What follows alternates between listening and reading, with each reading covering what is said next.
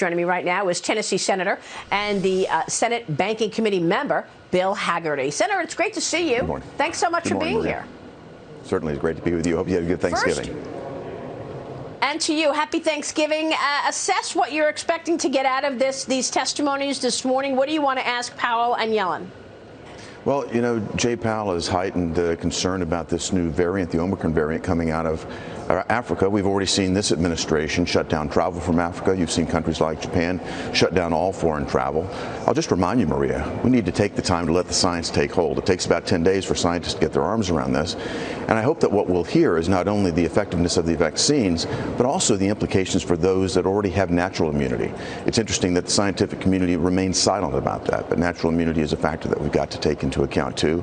I'm seeing the downdraft in the markets right now, but I think it may be a bit premature. Well, I don't understand why this administration will not acknowledge natural immunity. I think, Senator, you hit on such an important point, because I've read, and the studies from Israel show us, that if you've actually had COVID, if you had the infection, you have a better antibody immunity than getting the vaccine. But they don't acknowledge the natural immunity at all, even with Fauci saying he is science.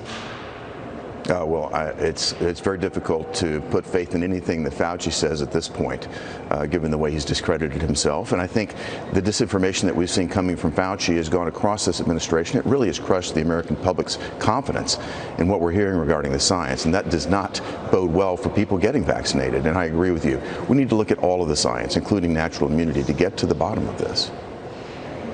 So let's talk about your agenda, the Congress agenda. You've got a jam-packed December. I know your colleagues on the left, Democrats, are scrambling to make the deadlines to avert a government shutdown, address the debt ceiling, and hopefully for them, pass their National Defense Authorization Act as well as the Biden Build Back Better Act.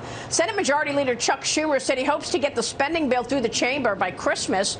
Manchin said he would not commit to that deadline. He said that yesterday. What are your thoughts on what gets done, Senator? How many legislative days do you have left at this point? It's legislative malpractice that we're watching right before our eyes, Maria. The fact that Leader Schumer would let everything stack up into December. And we've only got half a dozen or more legislative days on the calendar. I'm sure that will get extended, but we really have a very limited amount of time to make sure that we keep the government open and running, to go ahead and deal with the debt ceiling. The Democrats have had the tools in their hands to deal with this. They don't need Republicans to do it. They've certainly not had any difficulty spending trillions of dollars without Republican help. They certainly should be able to deal with the debt ceiling. They've not found the courage to do that yet. They've got to get the National Defense Authorization bill through. That collapsed again last night. That's getting kicked down the road. And then they want to put through the most massive transformation of our economy in history. I mean, I don't think the American public is ready for this. Joe Manchin is echoing those sentiments. But can you imagine allowing the Biden administration, this administration that's delivered a collapsed southern border, inflation beyond anything that we've seen, an energy policy that actually gives more and more power to Putin and to OPEC and to Iran? Look at the collapse in Afghanistan. The American public does not have confidence in this administration to, quote, transform our economy, particularly under Bernie Sanders' blueprint. This is going to be very difficult for them to get through. I mean, everybody knows that inflation is too many dollars chasing too few goods. We already have a 50% spike in the price of gasoline year over year. We've got double-digit increases in all those food items that we all buy, like milk and eggs, and yet they are pushing through more spending. And how did we get here, Senator? What about your colleagues, the Republicans, who voted yes for the infrastructure plan? I mean, it seems the only people Joe Biden can beat are the Republicans. Well, I think the Republicans are going to stand strong at this point. The environment has changed significantly since the Virginia elections. When Glenn Youngkin was elected, I think the American public had the opportunity to digest these policies that the Biden administration has put forth.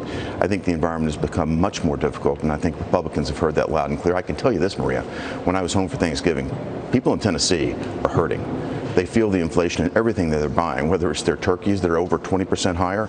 As you mentioned, gas at the pump is enormously more expensive, and every good that has to be transported has gone up tremendously. And frankly, there's just a feeling of discord because they see us becoming weaker and weaker as a nation. We've got to step up. We've got to turn course. And the last thing we can do is put more trust in this administration, particularly not handing the keys to the economy. Well, I I mean, what should we be thinking about Joe Biden's judgment to push forth for the office of the comptroller of the currency, Sallyomarova, a woman who said she wants coal and oil companies to go bankrupt, a woman who said she wants our bank accounts to be nationalized. We shouldn't have private accounts. We should have the Federal Reserve issue us an account. 5 senators said they opposed the choice, with no support, of course, from the Republicans. Should we be assuming she's not going to get through this confirmation process, Senator? I know you've questioned her before when she testified in front of your committee. You know, Maria, when I questioned her, I couldn't even get her to acknowledge that high gas prices are bad for America. I think in her world, high gas prices mean it's easier to cost justify these new alternative energy sources. Again, she wants to destroy the fossil fuel industry by using the banking system. What's next, in terms of disfavored industries? They want to abuse the financial institutions and the regulatory bodies that oversee them to debank industries that they find out of favor. Right now it's climate. Who knows what is next? I cannot imagine that she gets through confirmation. Senator, let me just ask you before you go, in terms of timing, let's say we do not see any vote on the Build Back Better reconciliation bill this year. When do you all get back at it? Would that be February, March? I mean, and let's not forget that is also an election year with the midterms in November next year. You're hitting a very important point. It's going to be probably in January, the way the schedule is shaking out right now. Again, we've got to get the continuing resolution to keep the government open. That has to be done in December. The defense authorization bill has to be done, and the Democrats need to figure out how they're going to manage the debt ceiling. But I think we'll start back in January. We may have, I hope we're not still dealing with the defense authorization bill at that point. It'll be a huge embarrassment if we are. It sends a terrible message to our allies. But it would start then. But as you mentioned, we're getting closer and closer to an election year where the actual voters are going to hold these Democrats accountable for this, quote, transformation of America. They need to be held accountable for crime in American cities, for the collapse of our southern border, for Afghanistan, and for destroying our energy policy. And I think the closer we get to Election Day in November of 2022, the harder it's going to be for them to vote on this massive transformation of the economy. Well, Senator, you're doing a great job. We so appreciate your time this morning. Thank you so much, sir. Senator Bill Hagerty joining us this morning in D.C.